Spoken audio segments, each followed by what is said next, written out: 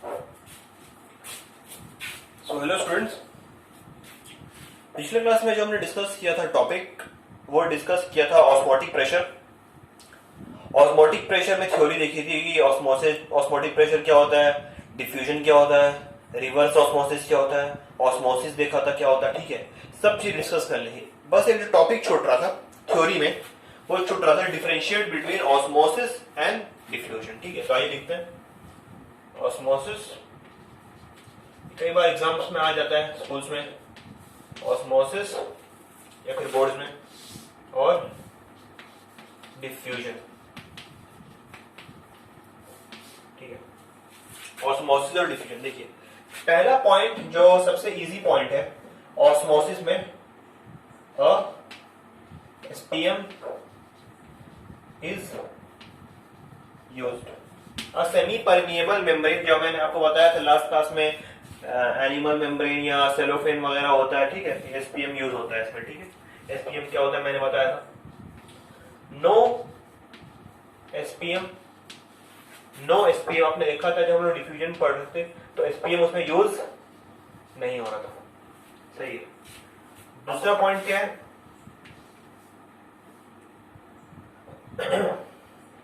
Flow is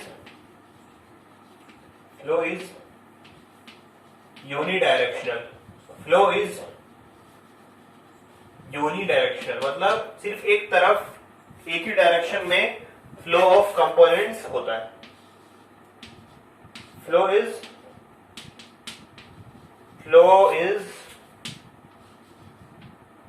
by directional मतलब दोनों तरफ होता है, दोनों डायरेक्शन में।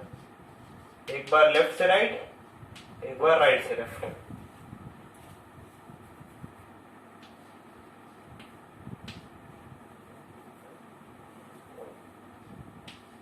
Flow is by directional. ठीक है, सही है। तीसरा पॉइंट क्या है, तीसरा पॉइंट है osmosis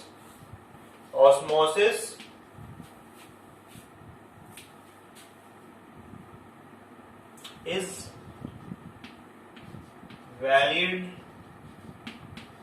only for liquids। Clear, osmosis जो है वैलिड है सिर्फ लिक्विड के लिए। थर्ड पॉइंट है diffusion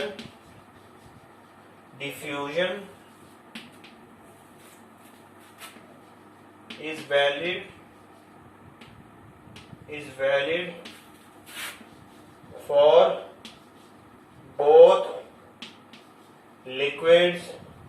for both liquids and gases। सही, ये तीन पॉइंट हो गए। क्लियर है। चौथा पॉइंट देखो क्या हो सकता है। चौथा पॉइंट होगा it can be stopped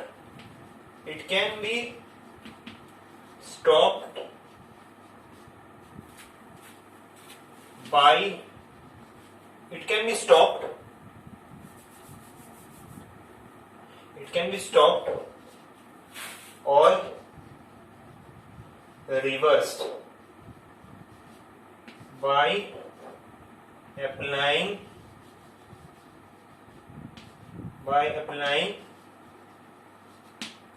extra pressure on opposite side। सही बेटा, ठीक है। और चौथा पॉइंट, डिफ्यूजन में ऐसा कुछ नहीं होता। It neither can be stopped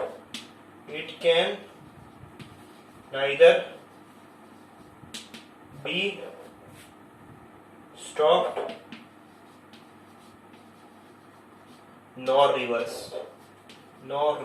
ठीक है, नाइस बात है। दो कंपोनेंट सिस्टम होता है, उसमें रिवर्स करने की बात ही नहीं होती। ठीक है, it can neither be stop nor be reverse. ठीक है, तो ये चार पॉइंट हो गए डिफ्यूजन और ऑस्मोसिस के डिफरेंसेस। ठीक है, आप इन्हें नोट डाउन कर ले या तो स्क्रीनशॉट ले लें। ठीक है, नेक्स्ट हम लोग इसके बाद जो पढ़ेंगे वो टॉपिक जो है वो है mathematical aspect of osmotic pressure. ठीक है, okay.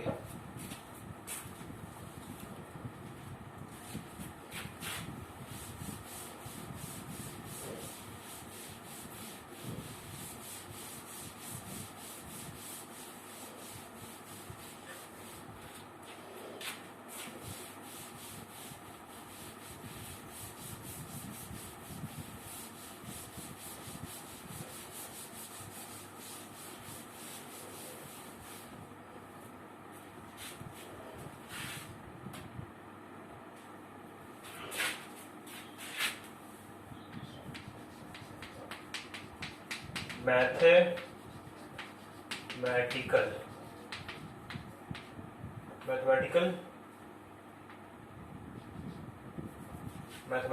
View of osmotic pressure. ठीक है, mathematical view of osmotic pressure. देखिए साहब बहुत ध्यान से जरा, ऑस्मोटिक प्रेशर को मैंने बताया था आपको लास्ट क्लास में, इसको पाई से डिनोट करते हैं। ठीक है, पाई। एक्सपेरिमेंट करके देखा गया कि ऑस्मोटिक प्रेशर जो है वो मोलैरिटी पे डिपेंड करता है। ठीक है, इक्वेशन नंबर 1 मान लो। अच्छा, नेक्स्ट ये भी देखा गया कि ऑस्मोटिक प्रेशर जो है वो टेम्परेचर पे डिपेंड करता है, केल्विन में। ये भी इक्वेशन नंबर 2 मान लो। इन दोनों को जब कंबाइन किया गया, कंबाइनिंग 1 and 2, तो देखा गया कि पाई जो है डायरेक्टली प्रोपोर्शनल टू एम्प्टी आता है।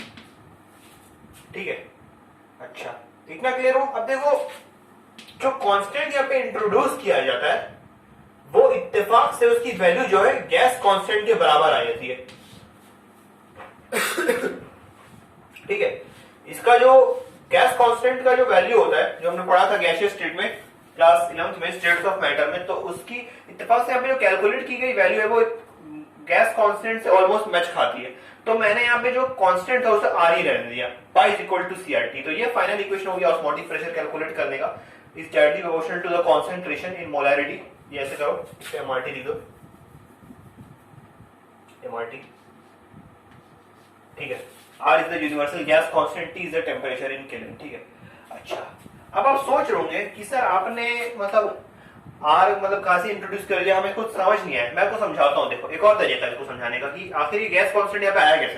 कांस्टेंट तो कुछ भी हो सकता है, इत्तेफाक से बस गैस ही कांस्टेंट क्यों आया, सोचने वाली बात है। देखो कैसे आएगा मैं बताता हूं आपको। पीवी इक्वल टू एनआरटी होता है आपका, यस सर होता है, पीवी इक्वल टू एनआरटी तो होता है, पढ़ रखा है हमने। अच्छा, इसको ऐसे लिख सकते हैं,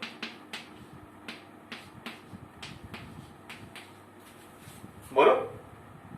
ठीक है, P is equal to N by V into R T. देखो जब मैं चैप्टर में स्टार्ट करा था, मैं आपको बताया था moles per litre, moles per volume होता है, वो क्या होता है आपने कहा था खुशी के साथ सर मोलैरिटी होता है। तो सर ये वही तो है, pi is equal to MRT, वही तो आ गया। सही है, pi is equal to MRT, ये वहां से आया है। ठीक है, इतना क्लियर हो। चलिए अब देखते हैं जरा आर की values, values of are.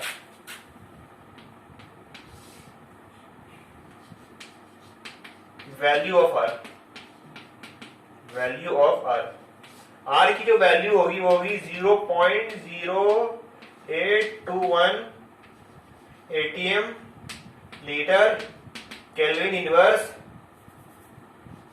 Mole inverse. सही है, ठीक है। अच्छा आप एक बात बताइए जरा, अगर प्रेशर प्रेशर अगर सर पास, अगर एक बात बताओ 1 एटीएम कितना होगा, 1 एटीएम होता है 1.01325 into 10 to the power 5 pascal. सही है, ठीक है। अच्छा एक बात बताओ, अगर पास्कल जो है, पास्कल क्या होता है, पास्कल किसका ऐसा यूनिट है, आप कहेंगे सर पास्कल जो है प्रेशर का ऐसा यूनिट है। तो पास्कल प्रेशर क्या होता है, फोर्स बाय एरिया। तो फोर्स का ऐसा यूनिट क्या है, न्यूटन, एरिया क्या है मीटर स्क्वायर। तो कैसे लिख सकते हैं 1.01325 into 10 to the power 5 newton पर मीटर स्क्वायर, बिल्कुल लिख सकते हैं। ठीक है, अच्छा इसको क्या और लिख सकते हैं, इसको और लिखा जा सकता है, अगर आपको बार में लिखना है तो क्या होगा 1.013 बार। यही चीज क्या होती है, ये होती है 760 मिलीमीटर ऑफ मरकरी और 760 टॉर्क। सही है। अगर कोई पूछे बार और एटीएम में क्या रिलेशन होता है, तो देखो ये रिलेशन होता है, 1 बार जो होता है ऑलमोस्ट सेम होते हैं, 1 बार और एक एटीएम ऑलमोस्ट सेम है। ठीक है, बस थोड़ा सा डिफरेंस है, देख लो 0.987 एटीएम। ठीक है, सही है। तो ये मैथमेटिकल एस्पेक्ट हो गया ऑस्मोटिक प्रेशर का, कैसे कैसे क्या हुआ, मैंने सारी चीजें समझा दिया आपको, क्या यूनिट्स यूज करना है। देखो ये यूनिट यूज करेंगे हम लोग जब सॉल्व करेंगे क्वेश्चन, तो आर की ये वैल्यू यूज करेंगे। ठीक है, और जैसे अगर जो वैल्यूज होंगी उसके हिसाब से हम लिखेंगे। देखो ये जो वैल्यू है आर की, ये तब है जब प्रेशर हम लोग एटीएम में लें, ठीक है। एटीएम में कन्वर्ट करने की कोशिश करेंगे, ठीक है, और टेम्परेचर केल्विन में हो, वॉल्यूम लीटर में हो, और मोल तो मोल ही है, ठीक है। तो इसको देख लीजिए, स्क्रीनशॉट ले लीजिए इसका, फिर हम आगे बढ़ते हैं नेक्स्ट न्यूमेरिकल्स में हमें डिस्कस करने से, ठीक है। आइए देखते हैं।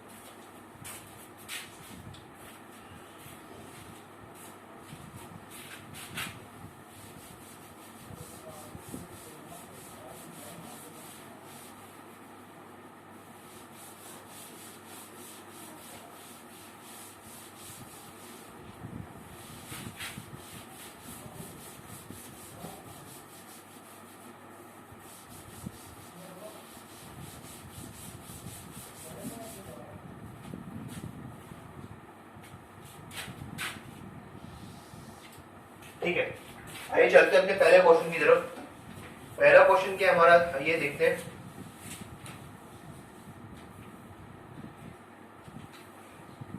पहला क्वेश्चन ऐसा होगा आपके लिए,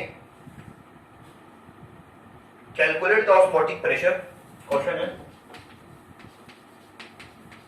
calculate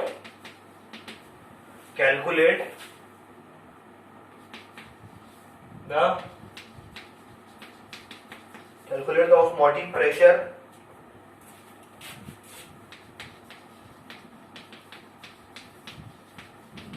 at 273 Kelvin of a 5% urea solution। ठीक है, कैलकुलेट द ऑस्मोटिक प्रेशर और 273 kelvin of a 5% urea solution. देखिए, एक चीज मैं आपको क्लियर कर देना चाहता हूं स्टूडेंट्स, बाय डिफॉल्ट इस चैप्टर में कहीं भी परसेंटेज का कुछ ना कुछ दिया हुआ है तो समझ लेना मास बाय वॉल्यूम है। कभी भी उसको मास बाय मास या वॉल्यूम बाय वॉल्यूम मत सोच लेना, ठीक है। बाय डिफॉल्ट समझ लेना कि परसेंटेज जो होता है मास बाय वॉल्यूम होता है, क्लियर है। तो अगर क्वेश्चन में नहीं भी दिया है तो अगर आप मान लेना मास बाय वॉल्यूम है, क्लियर है, इतना समझ में, ठीक है। ये सॉल्यूशन देखते हैं इसका क्या है। आपको अगर ट्राई करना है तो आप ट्राई कर लीजिए अपने कॉपी में पॉज करके, ठीक है।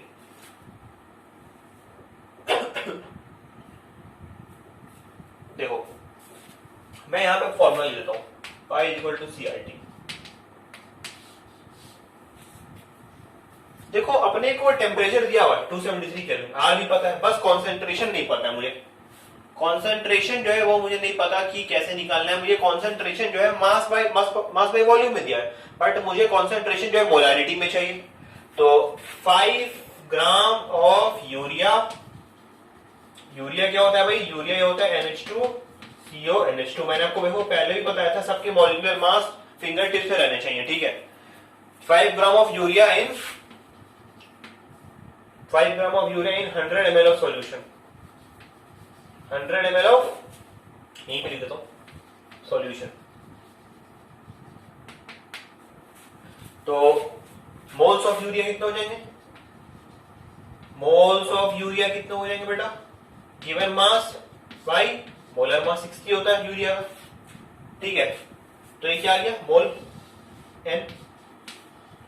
देयरफॉर मोलैरिटी कितनी हो जाएगी, 5/60 इंटू 1000 इंटू 100,000, ठीक है, क्लियर है। तो ये हो गया,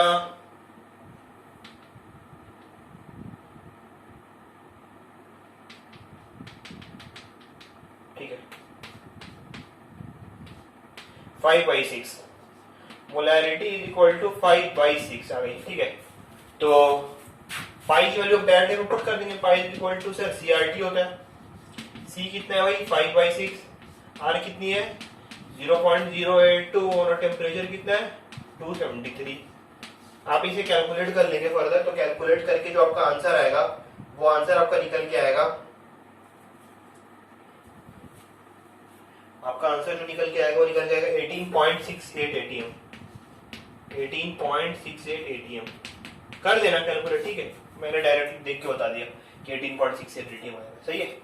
तो क्लियर है पहला न्यूमेरिकल कैसे किया मैंने, कुछ नया काम नहीं है। देखो बेटा इसमें कुछ नहीं है, बस आर पता है, टी भी पता है, कंसंट्रेशन जो मैंने पहले इस लेक्चर जब मैं शुरू कर रहा था, ये टॉपिक ये चैप्टर जब मैं शुरू ही कर रहा था तो मैंने बहुत ही इसका मतलब काफी अच्छे से मतलब आपको उसमें न्यूमेरिकल्स कराए थे अलग अलग तरह की, एक से दूसरे और दूसरे को तीसरे में कन्वर्ट कराने के लिए। तो परसेंटेज मास बाय वॉल्यूम जो है पोलैरिटी में आसानी से कन्वर्ट हो सकता है, ठीक है। तो इसका स्क्रीनशॉट ले लीजिए, उसके बाद हम चढ़ते हैं नेक्स्ट टॉपिक, नेक्स्ट क्वेश्चन की तरफ।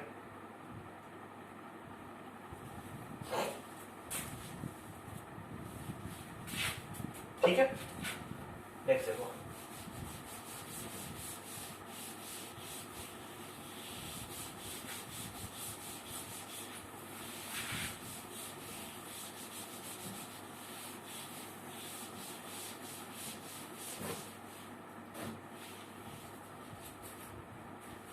नेक्स्ट क्वेश्चन जो है देखो क्या है, क्वेश्चन है अ सॉल्यूशन कंटेनिंग 10 ग्राम पर लीटर, अ सॉल्यूशन कंटेनिंग 10 ग्राम पर लीटर ऑफ सुक्रोज। सुक्रोज क्या होता है देखो, C12H22O11 has an osmotic pressure, has an osmotic pressure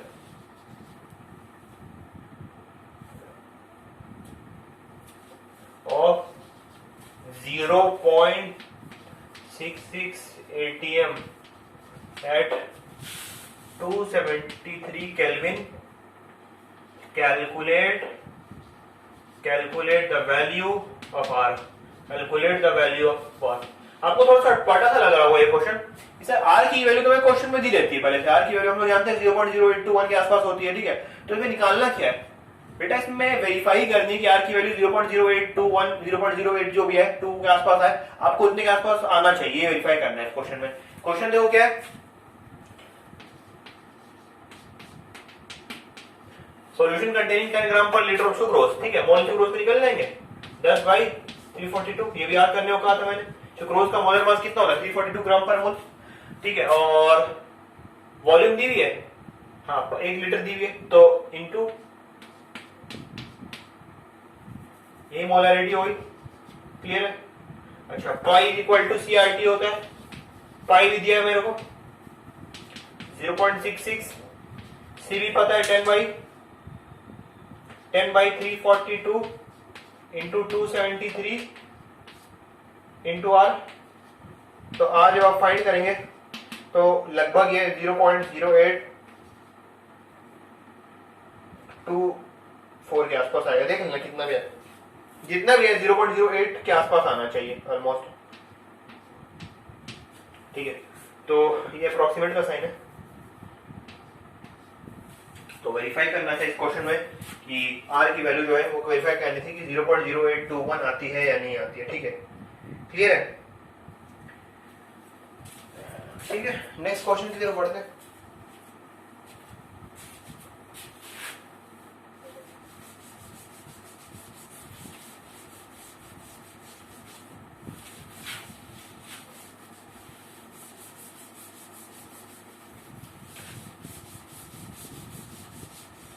देखो नेक्स्ट क्वेश्चन जो है एनसीईआरटी का एग्जांपल है, मैं सॉल्व नहीं करूंगा उसमें, मैं बता देता हूं आपको कि क्या करना है उसमें, क्योंकि सेम ही कॉन्सेप्ट है। ऑस्मोटिक प्रेशर का के बाद जो सॉल्व एग्जांपल है वही है। 200 centimetre cube of an aqueous solution of a protein contains 1.26 gram of protein. The osmotic pressure of this solution is 300 Kelvin is found to be इतना bar. Calculate the molar mass of the protein. देखो सुनो मेरी बात ध्यान से जरा, pressure किसमें दिया हुआ है, प्रेशर है 2.57 इंटू 10 टू द पावर -3 बार। मैंने आपको सर पहले भी बताया है कि 1 बार जो होता है वो 0.987 एटीएम के बराबर होता है। 1 बार कितना होता है 0.987 एटीएम। तो 2.57 into 10 to the power -3 bar कितना होगा 2.57 into 10 to the power -3 into 0.987 ATM. ये क्लियर है? ये निकल गया। अच्छा देखो प्रेशर आ गया, क्या निकल के आ गया? पाई, पाई निकल गया। क्लियर है? टेम्परेचर भी को दिया हुआ है अपने क्वेश्चन में, टेम्परेचर कितना है? 300 केल्विन। आर भी पता है 0.082। देखो मैंने जब एटीएम में ले आया मैं आर की प्रेशर और टेम्परेचर भी केल्विन में, तो अब मैं आसानी से 0.0821 ATM litre kelvin inverse mole inverse use कर सकता हूँ आर की वैल्यू। सही है? देखो pi is equal to C R T लगाएंगे हम लोग, तो पाई पता है, आर पता है, टी पता है, सी निकल जाएगा। सी जैसे ही निकल जाएगा, अगर सी निकल गया आपका, तो सी आपका जैसे ही निकल गया, तो सी निकल के आ गया, तो आपके मोल्स बाय वॉल्यूम निकल गए। ठीक है, मोल्स बाय वॉल्यूम निकल गए। अब देखो वॉल्यूम भी अपने को दी हुई है क्वेश्चन में, 200 centimetre cube, 200 centimetre cube volume भी दी। अब आप बोलेंगे सर सेंटीमीटर क्यूब को सर लीटर में कैसे चेंज करेंगे? मैं आपको बता देता हूँ। देखो एक तरीका मैं आपको बताता हूँ, बस वो याद रखो, उसके बाद आपको कुछ करने की जरूरत नहीं है। आप ये याद रखिए, सिर्फ 1 डेसीमीटर क्यूब जो होता है ये 1 लीटर के बराबर होता है, बस ये याद रख लीजिए। अगर आपने ये याद रख लिया तो इससे ऑटोमेटिकली आप सारी चीजें आसानी से निकाल लेंगे। तो 1 decimetre cube is equal to how many centimetre cube? बोलो 0.2 डेसीमीटर क्यूब। मतलब क्वेश्चन में जो वॉल्यूम दी हुई है वो 0.2 लीटर दी है मुझे, समझे? क्लियर? इतना तो जानते हो ना डेसीमीटर क्यूब को सेंटीमीटर क्यूब में कैसे कन्वर्ट करते हैं, या सेंटीमीटर क्यूब को डेसीमीटर क्यूब में कैसे कन्वर्ट करते हैं। ठीक है, तो 0.2 लीटर आ गया, तो all is set for us. Volume भी पता है तो मोल निकल जाएगा, मोल जैसे निकल के आ गया तो गिवन मास भी पता है। गिवन मास क्वेश्चन में कितना है? 1.26, 1.26। ठीक है, 1.26 गिवन मास है, मोलर मास से निकल जाएगा। ठीक है, तो क्वेश्चन एक बार देख लो, सारी चीजें क्लियर हो जाएंगी। क्या क्या है देखो, क्या किया मैंने, पाई था बार में था, मैंने उसको एटीएम में कन्वर्ट किया, फिर आसानी से मैंने पाई की वैल्यू ली, आर की पता चल गया, कॉन्सेंट्रेशन निकल गया, कॉन्सेंट्रेशन निकल गया तो मास मोल्स में वॉल्यूम निकल गया, वॉल्यूम पता है मेरे को कितना है 0.2 लीटर, तो मोल निकल गया, मोल निकल गया तो गिवन मास में मोलर मास पता चल गया, गिवन मास पता है मोलर मास निकल जाएगा। ठीक है, क्लियर है? चलो नेक्स्ट क्वेश्चन की तरफ बढ़ते हैं। देख लीजिए, इसको स्क्रीनशॉट ले लीजिए। नेक्स्ट क्वेश्चन की तरफ हम लोग बढ़ते हैं। ठीक है,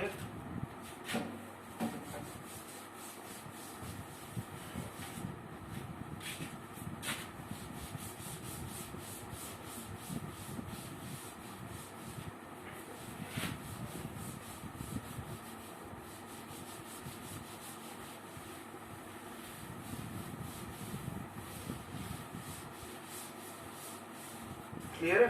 चलिए नेक्स्ट क्वेश्चन देखिए। नेक्स्ट क्वेश्चन बताने से पहले मैं आपको एक कॉन्सेप्ट समझाना चाहता हूं, वो है, देखो मैं क्या बताता हूं। नेक्स्ट क्वेश्चन का कॉन्सेप्ट क्या है? देखो सॉल्यूशंस 3 किस्म के होते हैं। क्या होते हैं? सॉल्यूशंस 3 टाइप के होते हैं। सबसे पहला क्या होता है? आइसोटोनिक। आइसोटोनिक, आइसोटोनिक का मतलब तो क्या होता है? आइसोटोनिक का मतलब ये होता है वैसे सॉल्यूशंस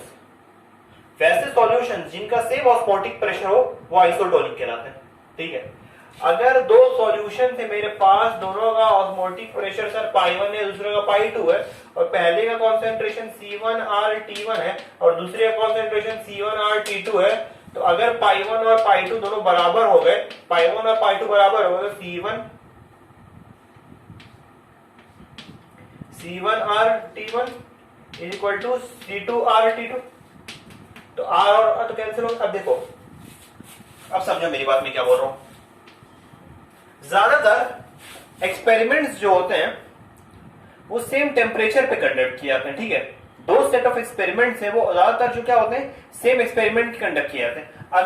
अगर नहीं भी दिया है मेरे को कि आइडेंटिकल सेट ऑफ टेम्परेचर है, तब भी हमें मान के चलना है कि आइडेंटिकल सेट ऑफ टेम्परेचर है कंडीशन में। ठीक है, तो अगर T1 और T2 बराबर हो गए तो क्या हुआ? कंसंट्रेशन बराबर हुआ। कहने का मतलब क्या है? For isotonic solution at the same temperature there concentration is same. ठीक है, तो देखो हमें गोल्डन लाइन सुन भाई, आइसोटोनिक सॉल्यूशंस के लिए जिनका ऑस्मोटिक प्रेशर सेम होता है, identical set of temperature conditions में उनका जो कंसंट्रेशन होगा वो बराबर के बराबर होगा। ठीक है, तो C1 is equal to C2 for isotonic solution. ठीक है, नंबर 1। Number 2 hypotonic. हाइपोटोनिक, अगर मैं कहूं, मान लो कि मैं ए हूं, मान लो ए इंसान हूं, ठीक है, और मेरा फ्रेंड है मान लो बी इंसान कोई। अगर मेरे पास कोई सॉल्यूशन है उसका osmotic pressure sir pi Y pi A है मान लो, और जो मेरा फ्रेंड है उसके पास जो सॉल्यूशन उसका ऑस्मोटिक प्रेशर है मान लो पाई बी, तो अगर मेरा ऑस्मोटिक प्रेशर दूसरे के ऑस्मोटिक प्रेशर में कम है तो मैं कहूंगा A is hypotonic, A is hypotonic, A is hypotonic with respect to B. सही है मेरी बात, क्या कह रहा हूं मैं, A is hypotonic with respect to B, सही है, क्लियर। अच्छा नेक्स्ट देखो, नेक्स्ट जो हमारा है क्लास ऑफ सॉल्यूशन वो है क्या, हाइपरटोनिक। तीसरा क्या है, हाइपरटोनिक, हाइपरटोनिक। हाइपरटोनिक का क्या मतलब होता है, देखो मान लो कोई ये है, अगेन मैं हूं, मेरा दोस्त है, मेरे पास कोई सॉल्यूशन है, उसका ऑस्मोटिक प्रेशर है पाई ए, और मेरे दोस्त के पास है सॉल्यूशन, उसका ऑस्मोटिक प्रेशर कितना है पाई बी। अगर पाई ए की वैल्यू पाई बी से ज्यादा है तो कहेंगे A is hypertonic, A is hypertonic with respect to B, clear है तुम्हें। तो हाइपोटोनिक और हाइपरटोनिक जो है वो असल में रिलेटिव वैल्यूज है, ठीक है, ये क्या है, रिलेटिव वैल्यूज है, clear. A is hypotonic with respect to B, clear. चलिए वापस आते हैं अपनी न्यूमेरिकल की तरफ जो हम लोग डिस्कस कर रहे थे।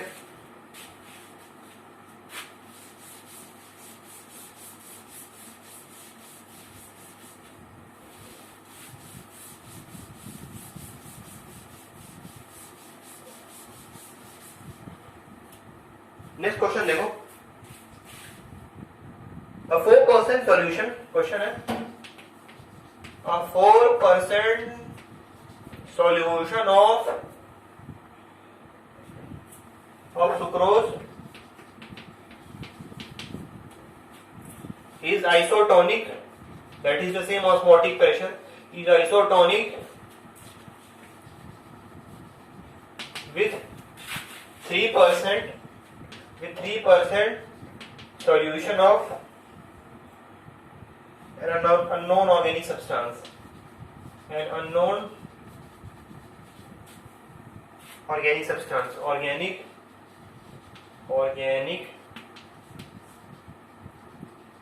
substance. Calculate the molar mass, calculate the molar mass, calculate the molar mass of unknown substance. देखिए साहब क्या करना है इस क्वेश्चन में, सॉल्यूशन समझिए जरा क्वेश्चन का क्या है। देखो कोई सॉल्यूशन है शुगर का, केन शुगर का, उसका 4% solution is isotonic with 3% solution of unknown organic substance. तो इधर मान लो शुगर और बी है अननोन ऑर्गेनिक सब्सटेंस, ठीक है। अच्छा अगर देखो क्वेश्चन में कहीं भी ये नहीं दिया हुआ टेम्परेचर का, तो मैंने आपको थोड़ी देर पहले बताया था कि ऑस्मोटिक प्रेशर के प्रॉब्लम में जब आइसोटोनिक सॉल्यूशंस प्रॉब्लम्स आ रहे हैं, आइसोटोनिक सॉल्यूशंस आ रहे हैं, तो उस केस में अगर टेम्परेचर नहीं भी दिया रहता तो उस केस में वो टेम्परेचर दोनों का सेम मानते हैं। तो अभी मैंने बोला था ऑस्मोटिक प्रेशर जब दोनों का सेम रहे, आइसोटोनिक सॉल्यूशंस हो और टेम्परेचर भी सेम हो, तो दोनों के क्या कंसंट्रेशंस बराबर होते हैं। कंसंट्रेशन अगर बराबर है मतलब दोनों की मोलैरिटी बराबर होगी, है ना। मोलैरिटी अगर बराबर होगी मतलब गिवन मास ऑफ सॉल्यूट 4/342। देखो शुगर है, ए में क्या है शुगर, अगर ए में शुगर है तो उसका 342 मोल होगा इंटू 100 इंटू 1000। आई होप समझ में आ रहा हो क्या मैंने ये मोल निकाल लिए, ये volume molarity is equal to 3 into 1000 by ये मास निकालना है एमबी एक्स मान लो इसको, x इंटू 100। तो 100 और 100 हो कैंसिल, 1000 और 1000 हो गए कैंसिल। x को जब आप कैलकुलेट करेंगे तो ये निकल के आएगा 342 इंटू 3 बाई 4। ठीक है, कितना ग्राम निकल के आएगा? ये निकल के आएगा, आई होप ये निकल के आएगा 256, ये को कैलकुलेट ही कर लो। 271 इंटू 3 कर लीजिए आप।